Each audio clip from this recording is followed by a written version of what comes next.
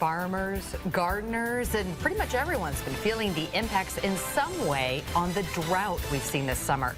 Heading into harvest season, those impacts are continuing to grow. As KCRG TV9's Emily Schrod now tells us, the drought is causing low water levels on the Mississippi River, making transporting this year's harvest a challenge.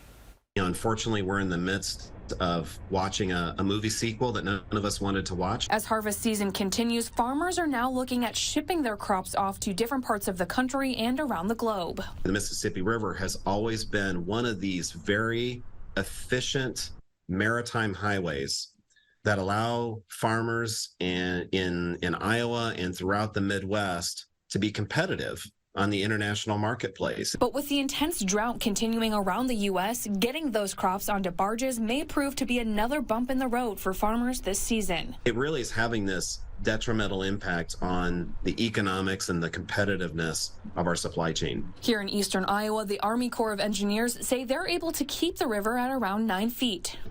Well, with the locks and dams, it's really kind of business as usual for our district. But as you continue south towards St. Louis, there aren't any systems in place to regulate the river. Steenhoek adds some farmers have backup plans in place, using trucks or the rail system, or even storing crops longer to see if river conditions improve. But that can often cost farmers more in the long run. When you establish pretty significant drought conditions, it takes sustainable, significant amount of precipitation to eventually turn that tide.